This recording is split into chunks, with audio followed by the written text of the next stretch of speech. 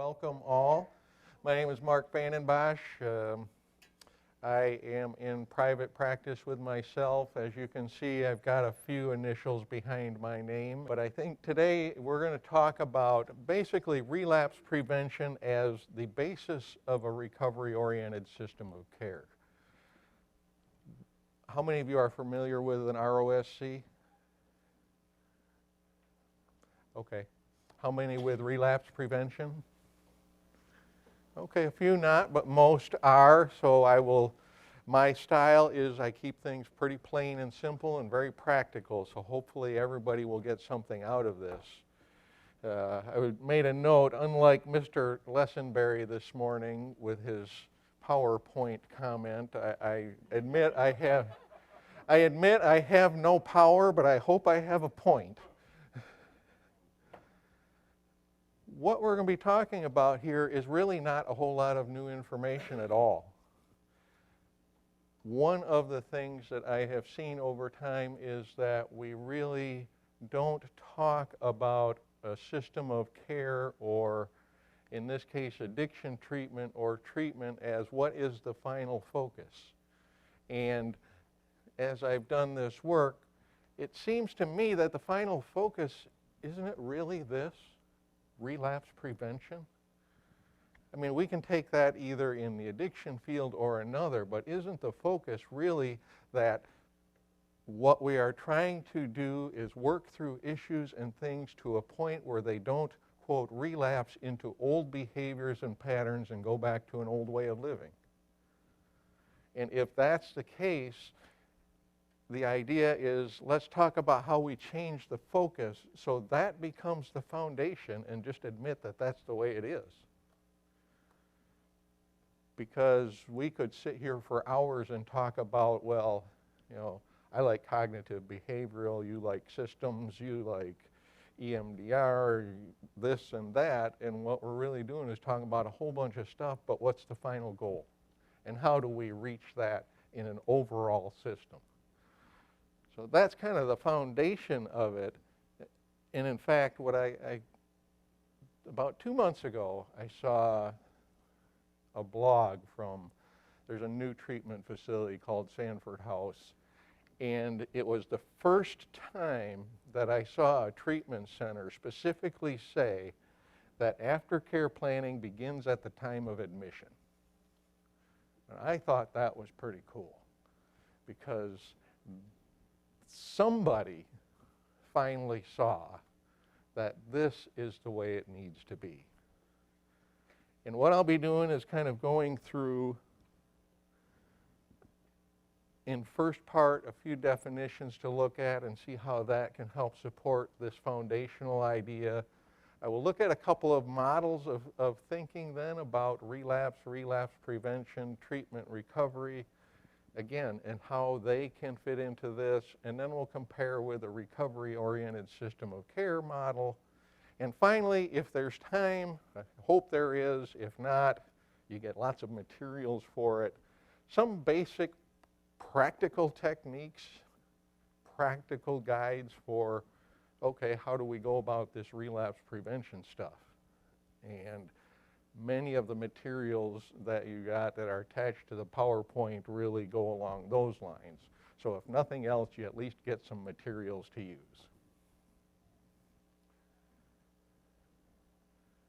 I think it's important in this situation that we define what is relapse and what is relapse prevention.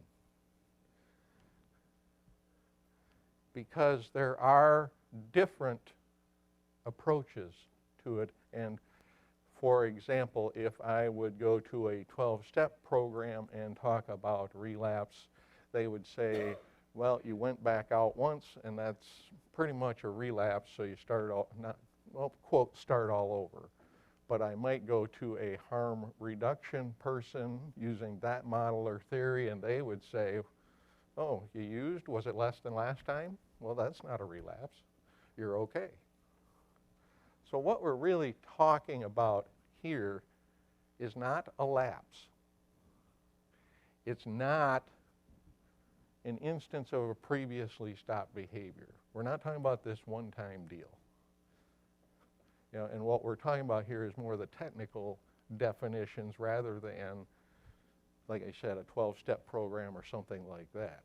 But what we're really focused on is this, just like I started out with, a return to a previous problematic behavior pattern. Because I think that's important to look at. Like I was saying, even if we're dealing with other issues, isn't that the ultimate goal? And that, to me, is really why these things go together so well. This is what we want to do. I mean, how many of you can think of a client that doesn't deal with substance use or addiction and that is the goal? Huh? Yeah, I see lots of heads going, yeah, that's right. Yeah, we can say it's live well, healthy living, all of those things. But like I said, I'm pretty practical. When I knock all that stuff aside, don't go back and do the same thing you used to do. It'll get better. Yeah. And again, we're not talking about what would technically be called a, quote, prolapse. A one or two time things where somebody says, oh, that scared me to death, I'm never doing that, and goes on and is on the, quote, right path again. We're talking about relapse. And as we go through this, I would urge you to think about how these things do come together to be kind of a program, kind of a foundation. Relapse prevention. Teaching, well, many know, but teaching people to recognize and manage relapse warning signs. Remember the triggers, how to identify it, how to deal with it. What if you said right when you started working with somebody, here's what we're going to do. We're going to look at what sets you off. We're going to look at where is it that you go that might trigger you into thinking drink or drug or anxiety attack might happen. Now compare that with treatment. I'm not going to read it all. But if you look at it, isn't that part of relapse prevention? And isn't relapse prevention including those things? And I'll get into that a little more later, because one of the things you've gotten in that packet is I think it's labeled as an aftercare plan. I probably need to change the language of that to be either continuing care or ongoing living, because just that simple word aftercare kind of continues on that idea of it comes at the end. And then recovery. I mean, this is kind of what we're talking about. Improve health and wellness, self-directed life. Why wouldn't we start that right from the day somebody walks through the door with us?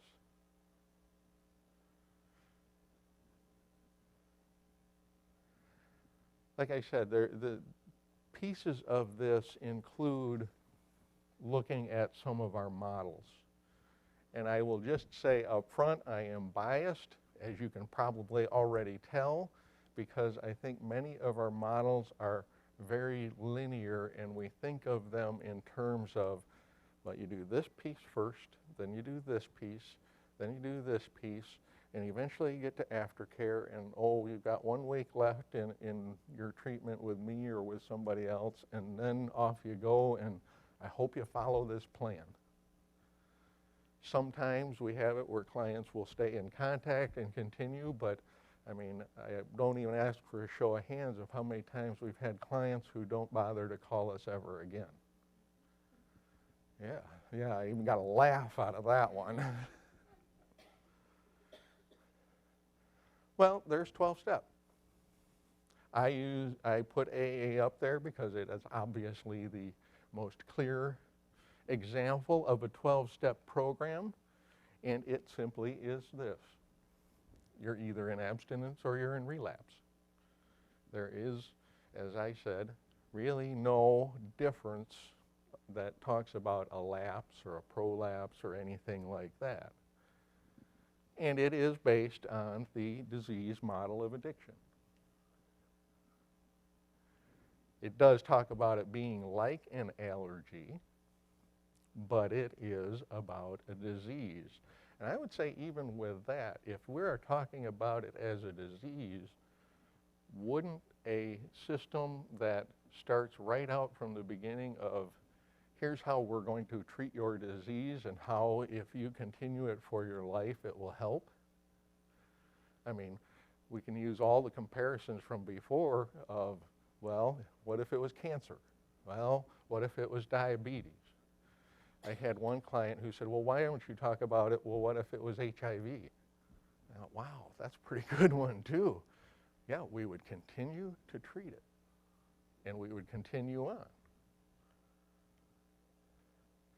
But there are a couple pieces that even with 12-step, it kind of fits in this model. One of the statements that's in actually the book Alcoholics Anonymous states that liquor is but a symptom. And if that's the case, don't I want from the very beginning to start looking at what it is a symptom of? Because that helps me to get at what's really going on, so I can then say, let's say somebody's in denial. Can't I start right from the beginning and say, what is it that's going to trigger your denial? And when you have denial, isn't it that you decide that you know how to handle that and you're going to go drink or use? And so that helps me to look at, then what do I have? At the end, I have this thing that says, well, one of my warning signs is that I go into denial. Well, I've worked on that for however long now already, and it's starting to get here. The other piece that I think some people forget with a 12-step program is that it's this specific statement. Practice these principles in all our affairs. If that is the case, then again, the same thing. Can't I use that right from the very beginning? Whether it be anxiety, depression, some of the stuff that we see regularly. So in a sense, if this would be part of somebody's work on continuous healthy living, if needed, that could fit right into it. And could, instead of being, well, you know, you're going to be leaving soon, so we really want you to think about going to AA. Well, wait a minute. Right from the beginning, we can talk about, you know, there is some good stuff in here about practicing these principles in all our affairs. What of that might you be able to use as we move on through this process of looking at your underlying issues and to continue this healthy living?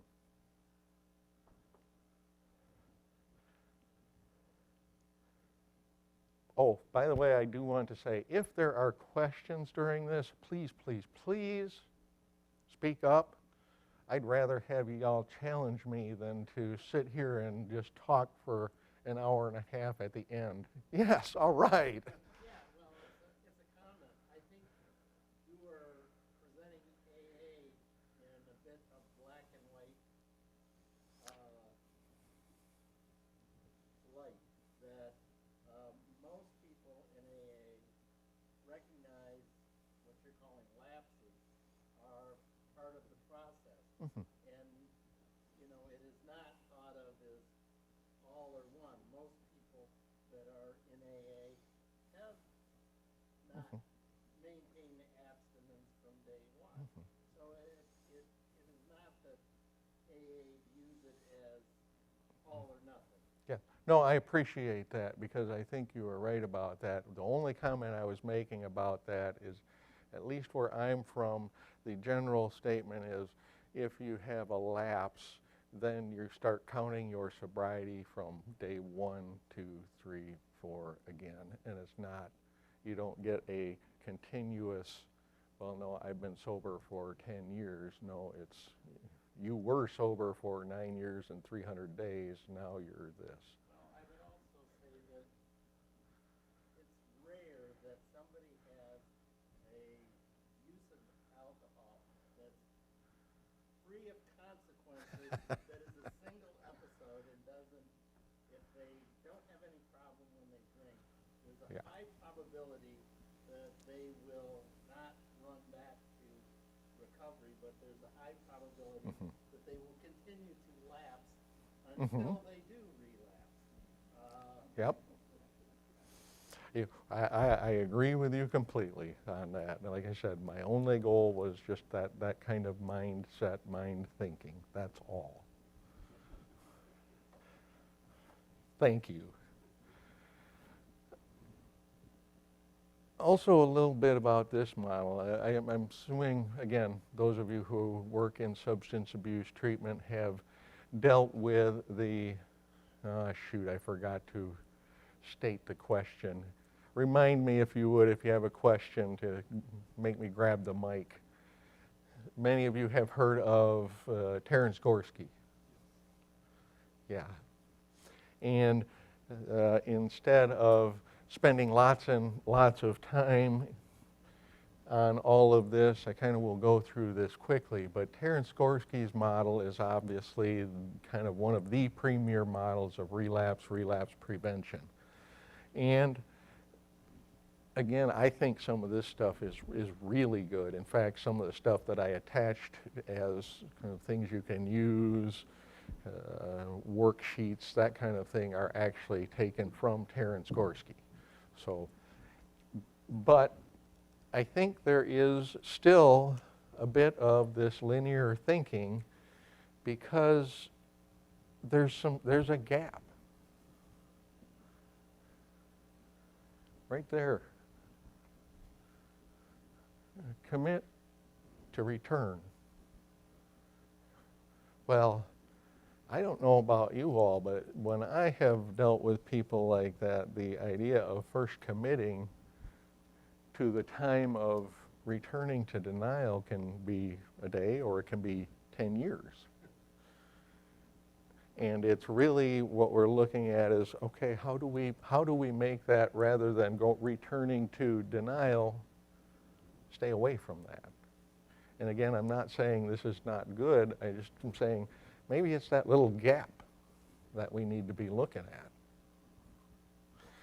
And again, this is my opinion. I think some of Gorski's stuff is based on the Jellinek curve. Are you all familiar with that? Which is, again, pretty linear. You go down, now you go back up.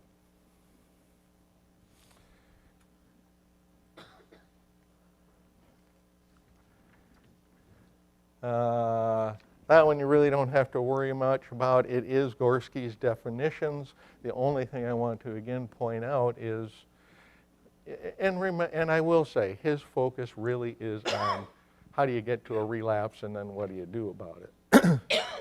But again, he does sometimes talk about it in the terms of treatment, and again, he breaks it down in the sense of, here's the first piece, here's the next piece. Finally, you get to relapse prevention, counseling, and the abstinence violation effect. That's where we go back to it. You looked like you had a comment. Okay.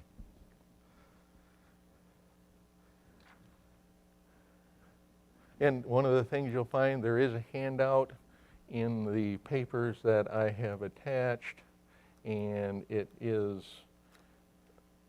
really a summary of Gorski's phases and warning signs of relapse.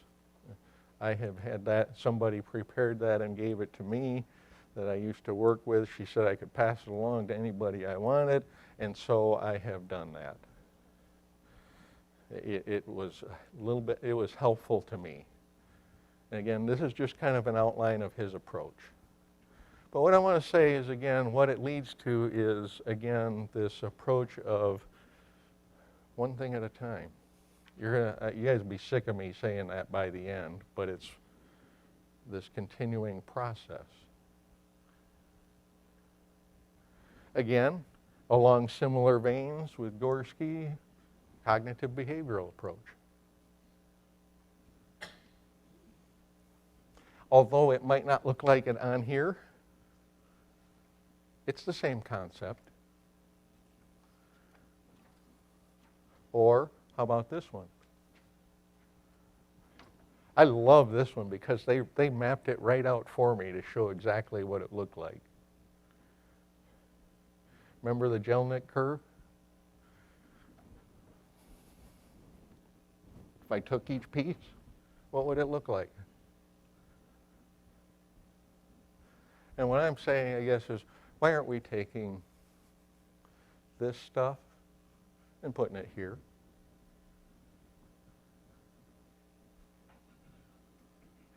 And now we do get to the one where I do rely on a lot. This is a model that was put together by G. Marlott. I don't know, some of you are probably familiar with him. He put it out in a book called, basically called Relapse Prevention. It is in, I have put a list of references in there somewhere, and it is actually referred to there.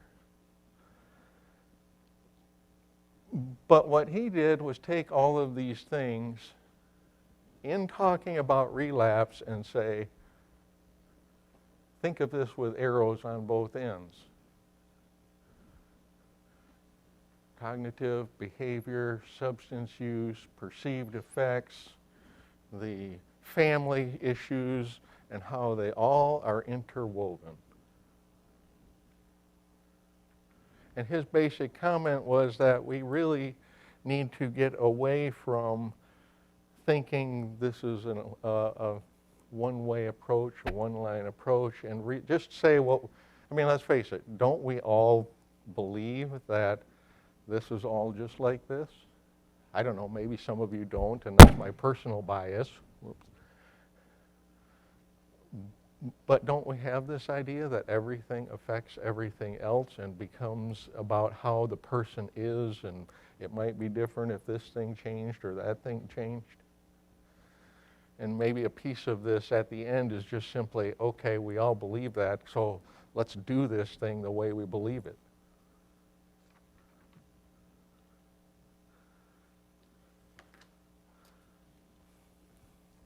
And what I think this does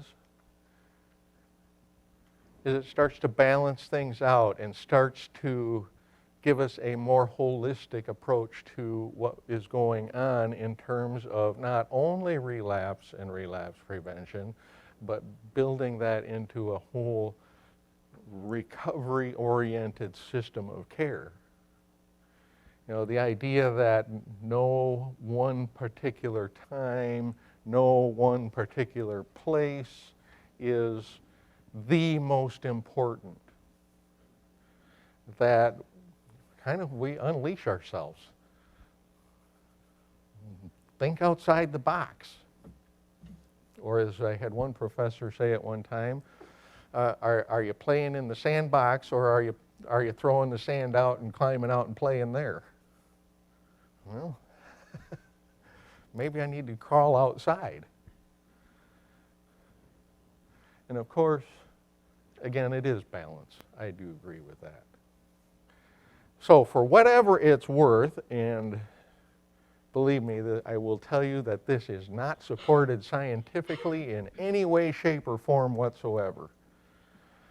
But this is how I think about it in terms of a recovery-oriented system of care with the relapse, is more of the each piece of each thing is affecting each piece of every other thing.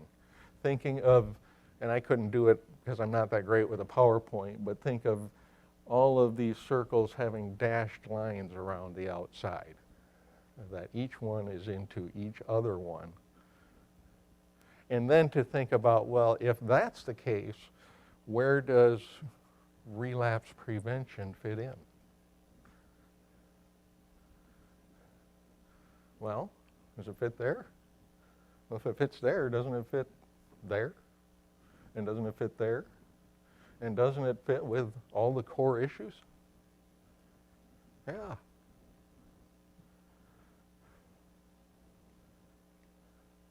Again, my personal, oh, you guys are going to shoot me for that. My personal opinion. Yeah, she's laughing back there, so yeah.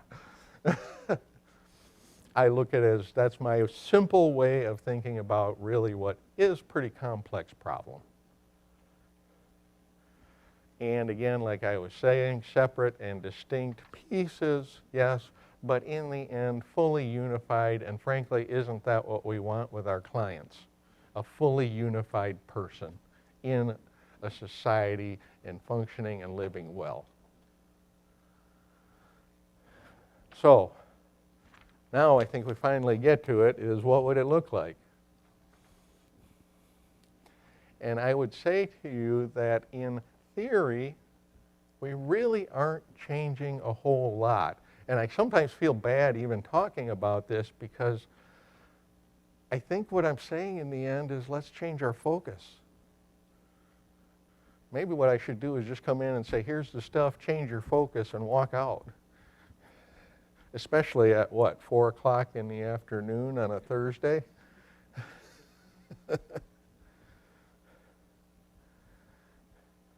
There, we're not throwing anything out.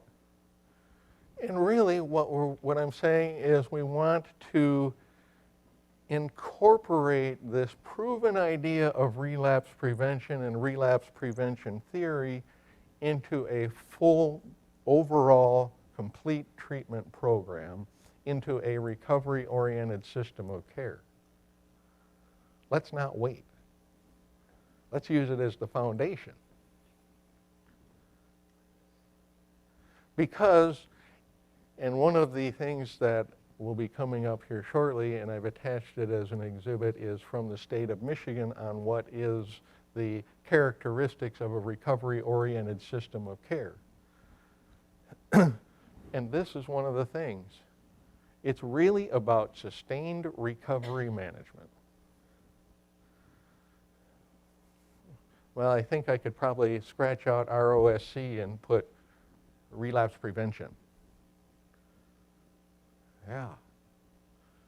I don't know why it took me so many years to figure that out, but hey, it works. And again, like relapse prevention, it is about helping and support. And one thing that I hate to admit this, but I'm one of those geeks who loves to look at research. And so I love this. We get a chance to do some research and look at outcomes, and it's exactly the same thing, and it's exactly what I love.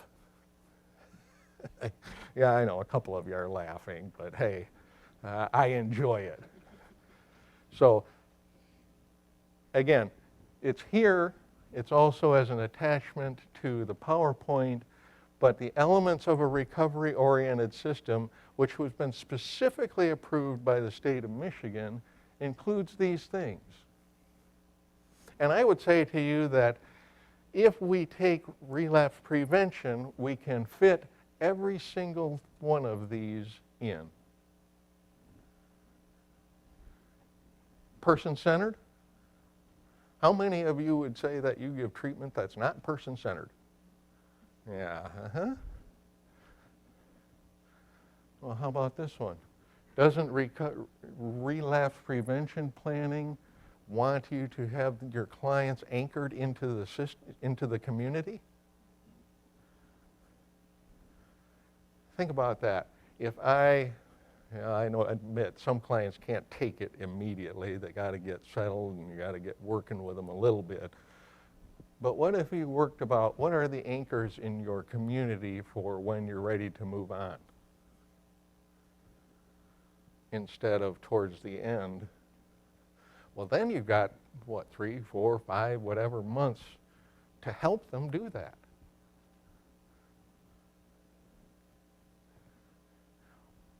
one I love. Peer recovery support services. Why are we waiting to get a recovery coach towards the end? I mean, I am generalizing there. What I have seen is that is the case. Why not right away? Let's pick out a person that you'll feel comfortable with and get you working with them. And then if you need my counsel, you can come in and we can talk about how this is going to work or it isn't.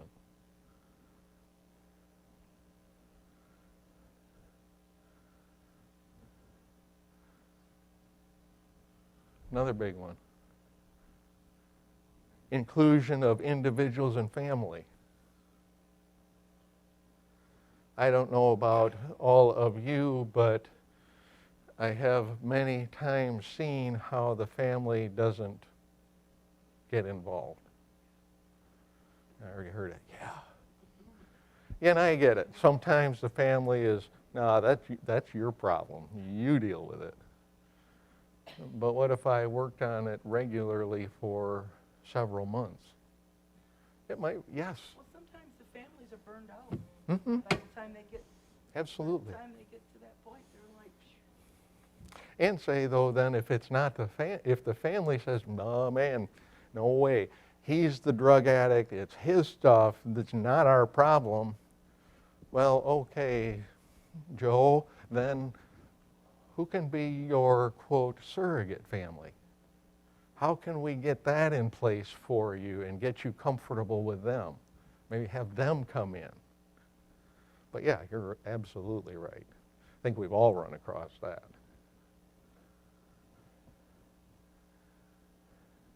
The other piece that's, again, in the attachment is these components.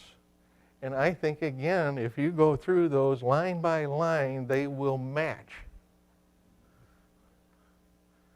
Self-directed, individualized, holistic. Pick which one you want. Respect, the big one. The last one probably should go first. Hope. Wow.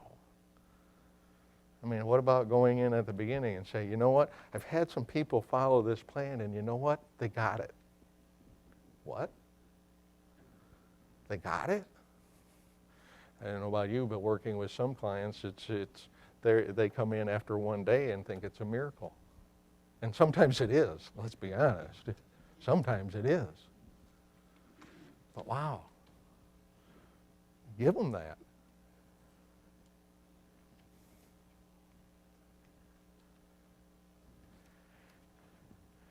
So I guess what I want to say, too, is we're not just talking about continuity. Again, like I was saying, we're talking about every single part, every single element of what, like I said, the state of Michigan even identifies as an appropriate system of care for recovery fits.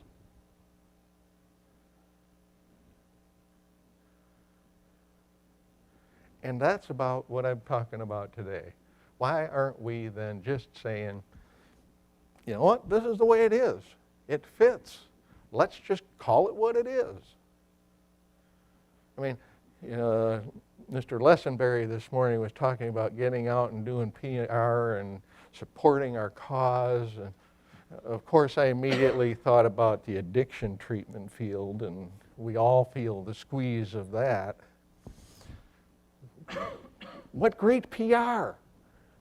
Hey, guess what? Our whole system of care is based on the fact of identifying behaviors and working on ways to live so that you won't fall back into those and you'll be able to live healthy in society.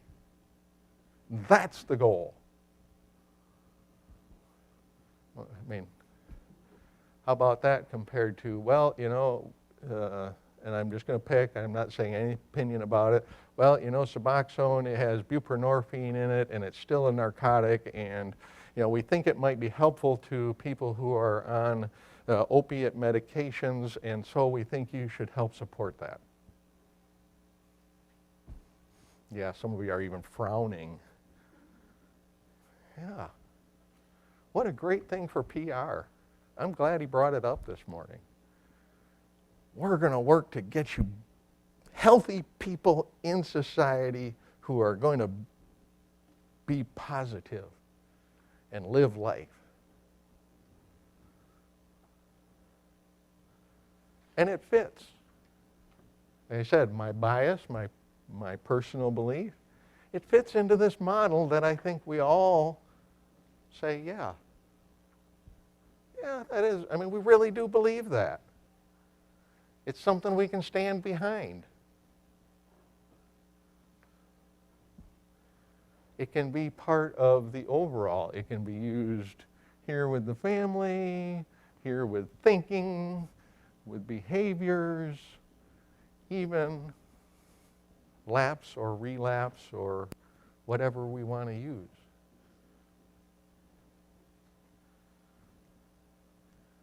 And as I thought about it, I put this in because really, I mean, yes, I said right at the beginning, you know, the ultimate goal is to work on behavior patterns so they don't lapse back into them. I don't know the exact words I said, quite honestly. But really, isn't that it? Another way to say it? Like I said, I'm simple and practical. It seems to me if we've got that, we can take that and start right from the very beginning. Any questions? Anything? It is getting later in the day, isn't it?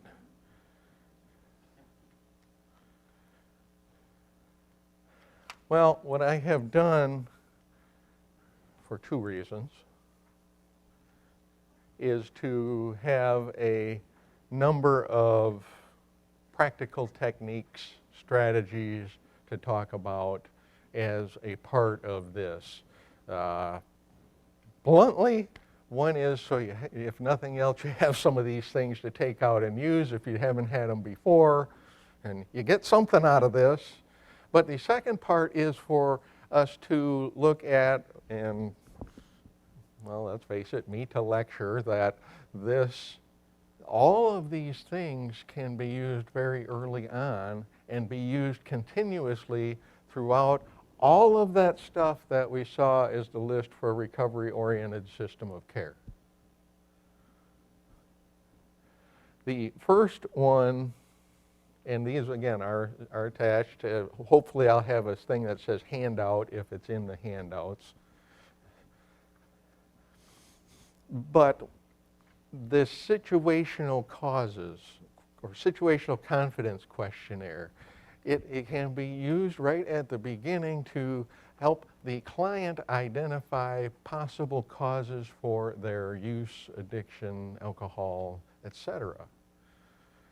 Now, what I would say is, wouldn't that be great if we could use that or something like it at the beginning and then say, okay, you think that part of the, quote, well, what shall we call it? Continuing care program? Maybe I'll go with that, is that you've now identified these things. Let's work on those issues, and let's work on what are going to be the responses and ways of dealing with these things as not only through treatment, but when they come up when you're out there on your own. And I would say that that even can apply with what we were talking a little bit about is these, quote, underlying issues. Well, if somebody's trigger is melancholia, doesn't it make sense that to identify, well, I'm struggling with melancholia, they'll say, well, I'm struggling with being sad. Let's be honest. All these nice terms. I'm struggling with being sad. Okay, well, what do you do when you're sad? Well, you know, I usually will go find a bottle, or I'll usually go find some pills, or whatever it is, and say, okay, now we got a deal. We can talk about, well, where have you seen that come? I mean, you guys know all of this stuff. Where did it come from? What are the things happening ahead of time? What sets it off? What else can you do? You know, all of those things. And then if I've got my plan, relapse prevention, et cetera, right there, guess what? Oh, now I've got triggers, signs, actions to take, etc. And then not only do they have it then, they got it the whole time you're working with them.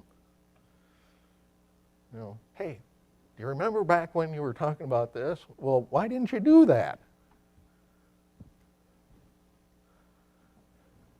And the second piece of that questionnaire talks about, you know, the things that work on their confidence. What lowers it, what increases it. And again, same type of situation. Can't we use, and I am using these things of questionnaires, et cetera, as examples. I mean, we all have those things that we like, that we've studied and learned that are helpful, but to use those.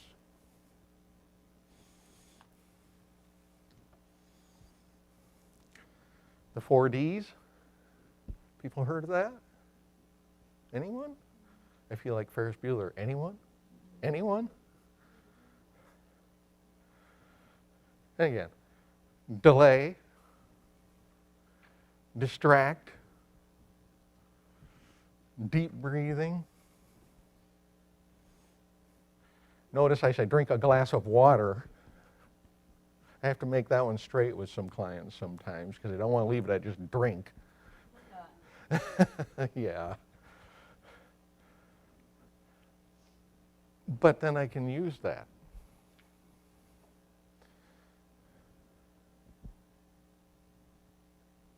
How about SMART? You know, anybody? SMART. Strategy. Okay. Small.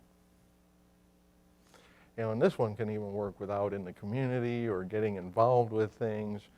Small. Well, how about if you call one person? Measurable. Achievable. How many of you have clients where the goals set are I had one client whose goal was to win the world champion powerlifting competition. Let me tell you, it wasn't going to happen. We had to back him off of that. We'll work on a few other things, but you know, that was, it's like, wait a minute. Realistic. Time limited. In essence, I can compare this one kind of with the 12-step slogan of one day at a time, first things first. What if I, in the first week, tell somebody that, well, one of the goals of your treatment is first, you know, however you want to say it, first things first. Let's write that down on this plan. Let's work on over the next however long how you've implemented that.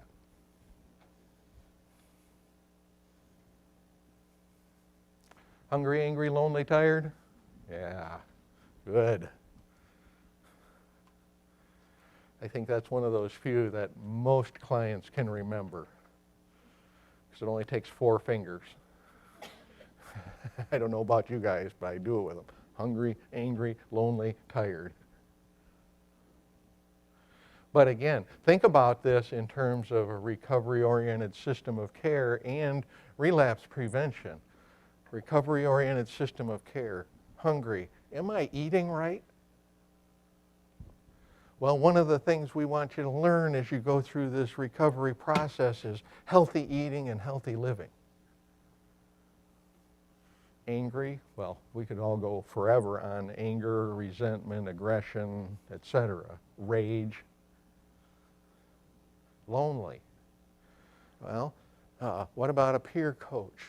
Let's talk about how you connect with others in the community. Let's talk about what's going to be your support group.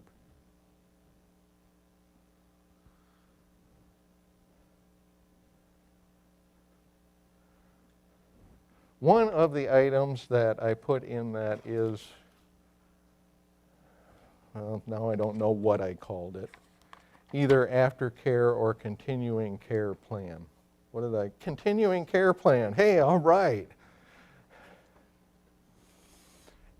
And I would suggest for you to take a look at that at some point in time. One, I hope it's at least helpful, because I spent a lot of time on that thing over some years. But I think it helps to meet the point of what we're talking about.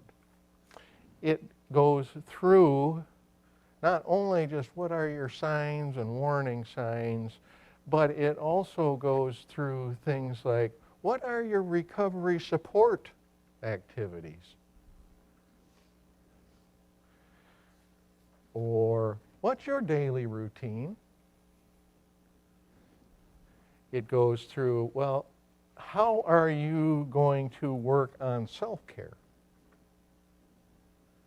And if, I don't remember the exact words, but if we go back to those categories for the recovery-oriented system of care, we clearly, I remember self-esteem, and I'm pretty sure we have self-care in there too.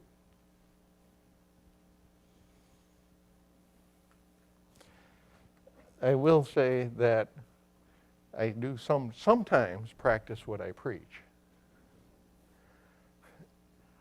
It has been interesting where I have had a couple of clients where once I was able to determine that they were stable, that we weren't dealing with throes of withdrawal or those kind of things, I handed them this continuing care plan and just said, here, fill it out for today. Some of them were like freaked out about it, but most of them came back, those couple came back and did it. And then what we did was take that, I just simply put it aside and say another 2 months later, I pulled it back out and say, okay, here, now take it and go change it how you are today. And it was amazing. And I think that that's part of this whole concept that I'm talking about is, you know, we really can use this, not only for our benefit, but those couple of clients were like, wow, I didn't realize how much I'd changed.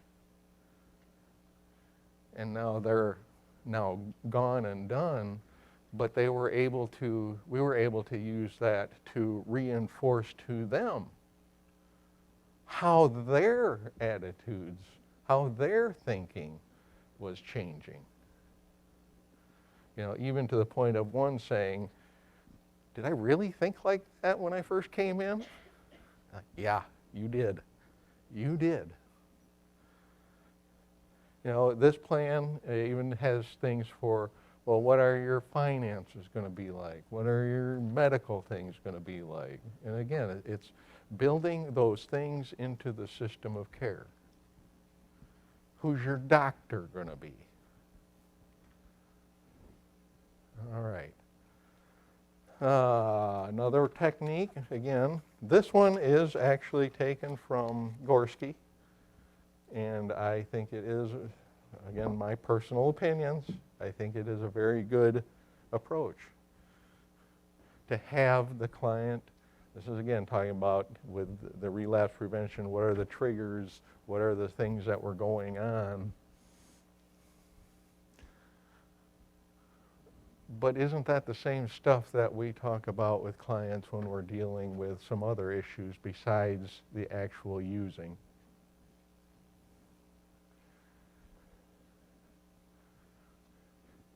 I mean, the first thing that pops to mind is dealing with somebody who's struggling with being abused. Now, not that blunt probably, but in some way that's what we're looking at. And at the end, what could you have done differently? And now, guess what? We're right back into that program. We're right back into that continuing care, right back into that well living. Another handout. Again, this is taken from Gorski, and I do like it too. Again, you don't have to take my word for it, but it's more of the mapping things. Making the client think about your thoughts can cause feelings, feelings lead to urges, urges lead to decisions, which leads to action, and you can go through each of those pieces and say, okay, where does this fit in? In your plan of how you're going to live well, where do these things fit in? What are the things that you're going to do? Are you going to call a mentor or a sponsor? Are you going to reach out to this? Are you going to go eat a healthy meal? What is it going to be? And yes, there are 12 steps. I referred to one of them earlier. I think, was it do the next right thing? No. First things first? Yeah. Do the next right thing, one day at a time. Personally, I like keep it simple. I told you that right from the beginning. Yeah. I've had, you know, and again, how these things all fit in. And there's some more. Easy does it. How many clients do we deal with who have anxiety? I heard, oh, geez. Yeah. Okay, you're anxious. Okay, where can we plug this in? What are the techniques we can have? And now we can talk about, okay, now we're working on that. Where does that come from? And if we were talking about AA or other 12-step programs, there are the steps. I've just listed 4 of them there, but how, again, I'm not going to waste all of the time. Well, actually, I've got a half hour, so I can waste a lot of time because you guys aren't asking any questions. But again, fitting these in. I included just as some additional information the step 4, searching and fearless moral inventory, and step 10, continue to take personal inventory, and when we were wrong, promptly admitted it. A couple of sheets that have identified as this is a step 4 worksheet, this is a step 10 worksheet. And I will be honest, I have used those for people, I've modified the wording sometimes, but used it for people who are not in 12-step programs. You know, again, to look at how are we going to live well? How are we going to continue to not have old behaviors come up and cause problems?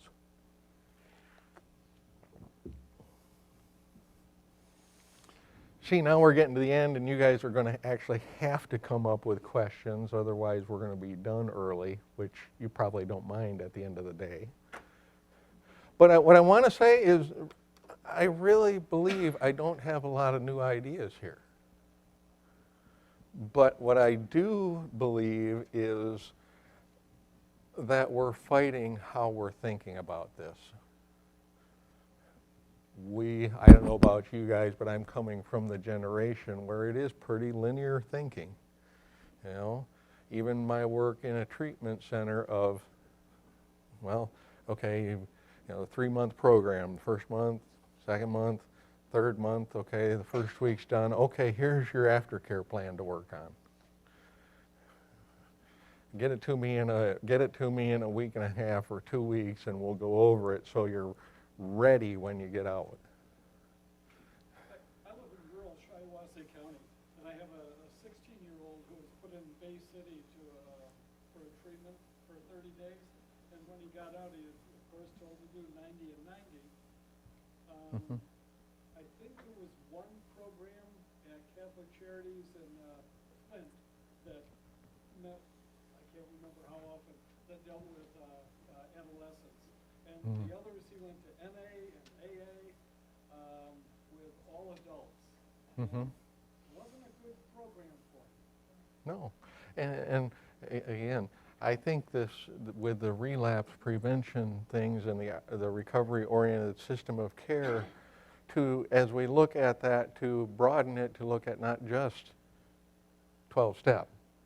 I mean, I was thinking, this is pretty sad. I was actually thinking about this on my drive here this morning, but what if it's harm reduction?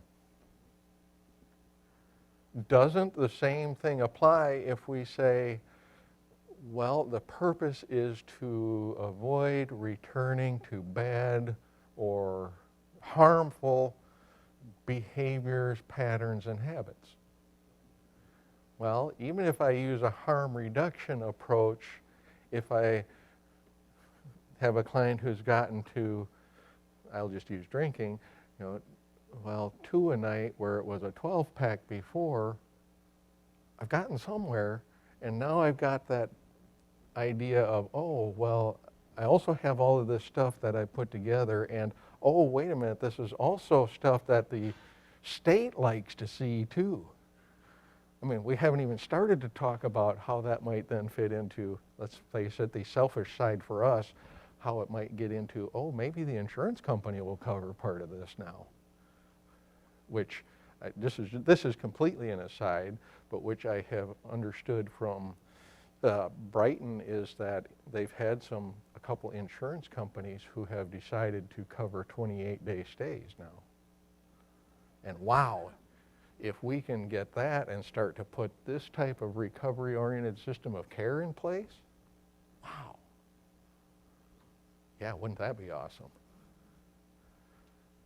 I worked in Flint for 13 years doing outpatient alcohol and drug and mental health counseling, and many of my clients in recovery would go in for a 28-day program, and they had to be out for, I can't remember how many weeks before they went back in. Mm-hmm. And the GM traditional Blue Cross would pay for it.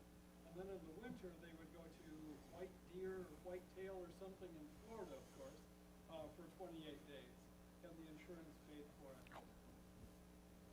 Oh, I forgot to do Yeah, sorry, guys. Remind me.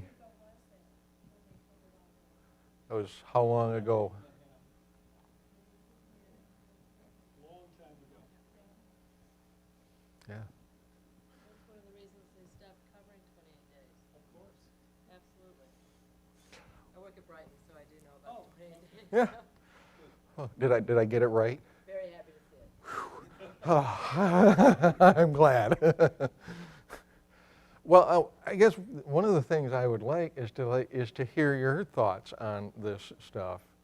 Is, you know, where do you see? What do you see going on? I remembered.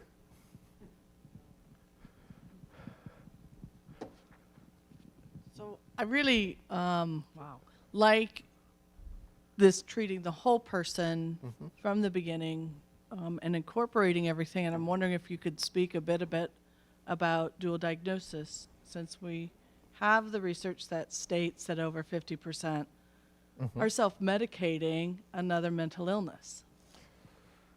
Wow, y'all can jump in on this one, but one of the things I've had to look into, obviously, with being at a treatment center, was how do you deal with those things of addiction and other, and, you know, quite honestly, there is research out there about, well, some things you can take on both at the same time, and there's some things you can't.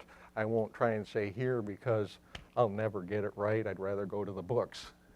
But when it comes to a plan like this, I think you can start to poke at it both right away, because we're not immediate. The way I look at it is, it's not immediately we have to get at that first underlying thing, but we sure can get them thinking about what it is that set these things off. What is it that I'm going to need if I want to not have this set off again? And maybe that way, and even if it's like I was saying before, well, and this is simple, well, I get panic attacks and then I drink. Well, now we got them already thinking about those two different things. Okay, well, here we can deal with this, and as we all know, panic can come from all kinds of places. I mean, excuse me, even to the extent of, I had one client who eventually got to the point of, it was because of abuse that she had, you know, repressed in her mind from her childhood. So then we could look at it all, and we could move forward without just being stuck. I don't know if that answers your question. Anybody else, feel free to jump in.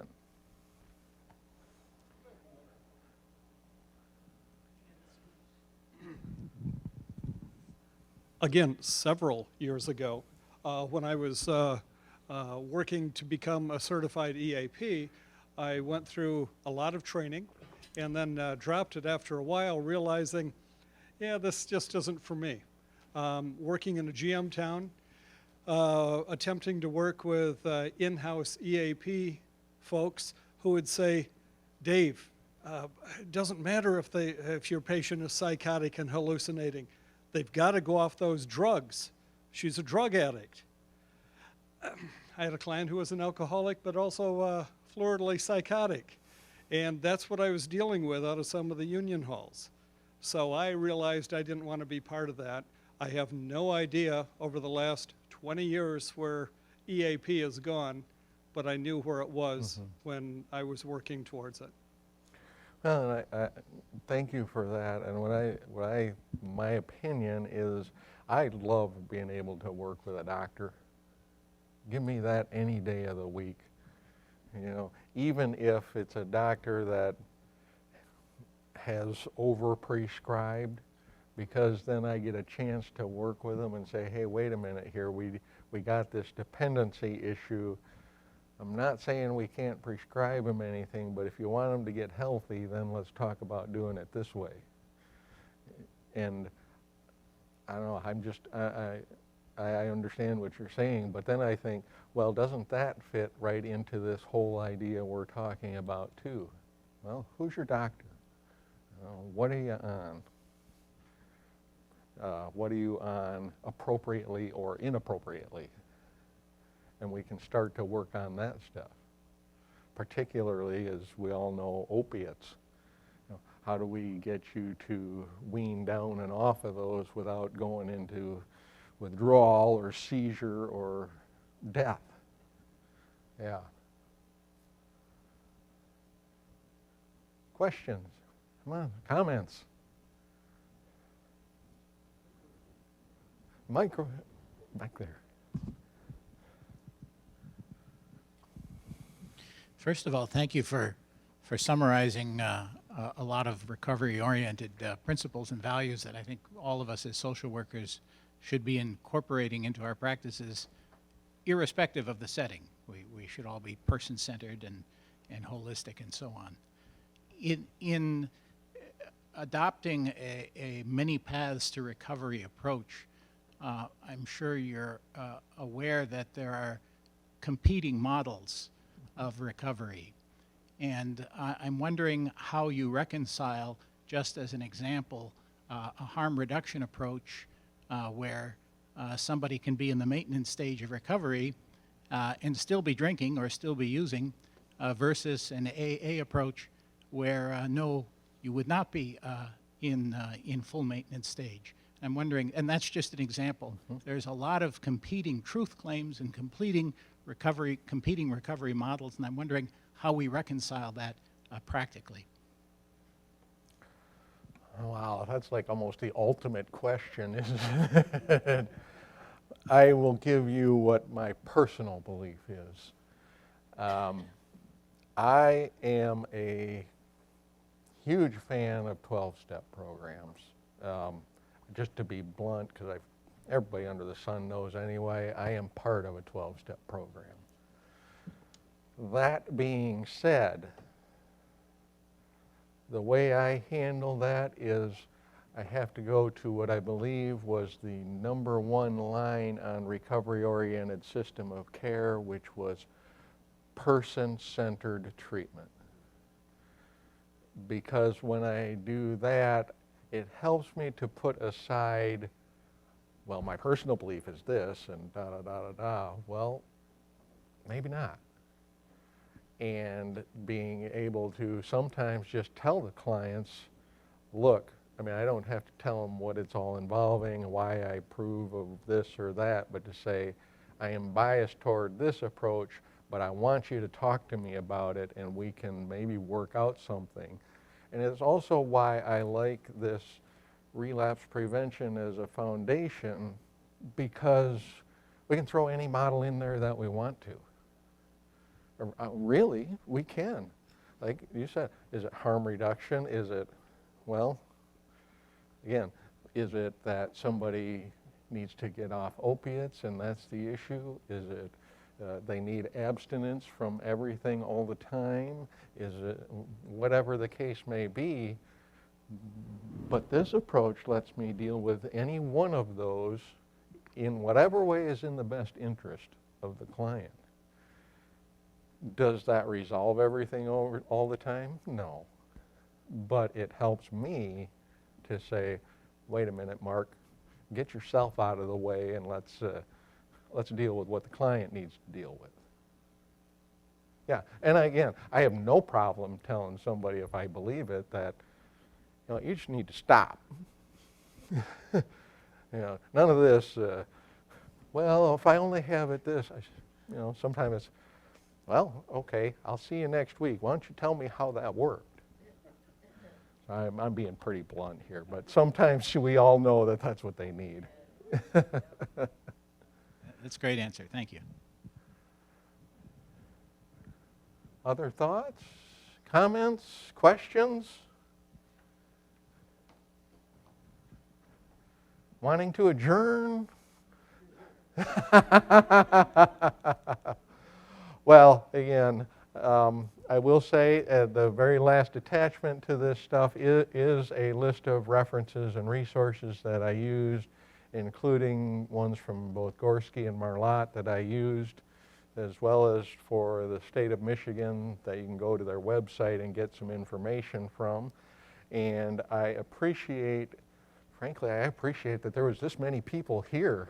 It's great, and appreciate you stuck around. If you have any questions afterwards I can answer, I would be more than happy to. Other than that, I think there's somebody here who will sign off on the continuing ed sheets, and go enjoy your evening. Thank you.